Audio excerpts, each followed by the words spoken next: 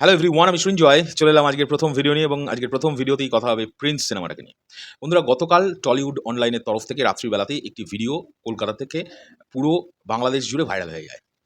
সেটা হচ্ছে মেগাস্টার শাকিব খান কিছু একটা ডাব করতে তিনি পৌঁছে গেছেন স্টুডিওতে গতকাল থেকেই। এখন সেটা এক্স্যাক্টলি কি? অনেকে বলছে তিনি টিজারের ডাবিং করতে গেছেন, আবার কেউ বলছেন সিনেমার ডাবিং করতে গেছেন। এক্স্যাক্টলি বন্ধুরা, অ বিষয়টা কি সেটা নিয়েই এই ভিডিওটা তৈরি করতে চলেছি। এখন তোমাদেরকে এক্স্যাক্টলি ইনফরমেশনটাই দেবো যে কি হচ্ছে এক্স্যাক্টলি।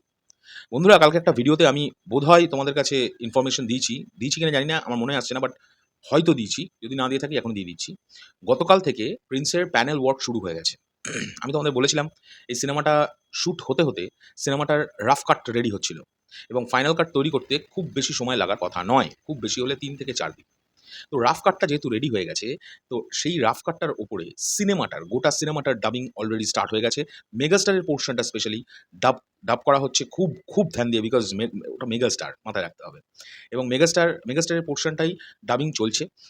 গতকালকে অধিকাংশ পোর্শন উনি ডাবিং করে ফেলেছেন। আজকে কিছুটা বাকি আছে। আই হোপ সো, যদি প্রয়োজন হয় তাহলে টিম আগামীকালকেও ডাবিংয়ের ব্যবস্থা রেখেছে, যদি প্রয়োজন হয়।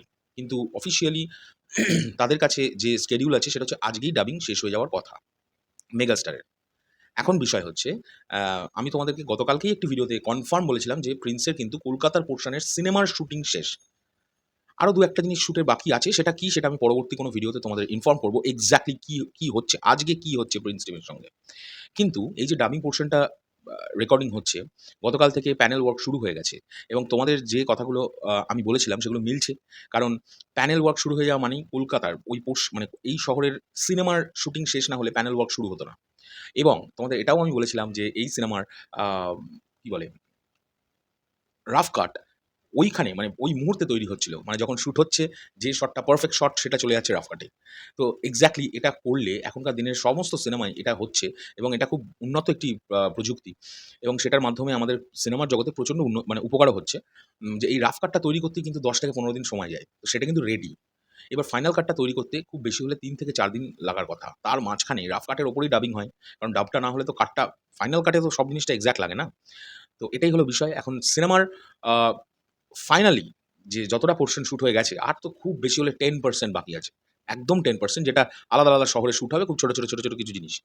তো তার মধ্যে একটা বহুত বড় জিনিস হবে, সেটা রাজস্থানে একটা অ্যাকশন পোরশন। সেটা কবে আসবে আমি জানি না। সেটা শুট কবে করবে এর মধ্যেই করবে।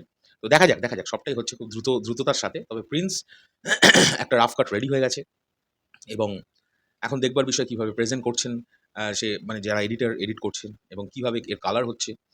তো সেটা যতক্ষণ না দেখছি ততক্ষণ তো কোনো কমেন্টস করতে পারব না সে বিষয়ে। এখন দেখা যাক কিরম হয়। তবে all the best to the entire team of Prince.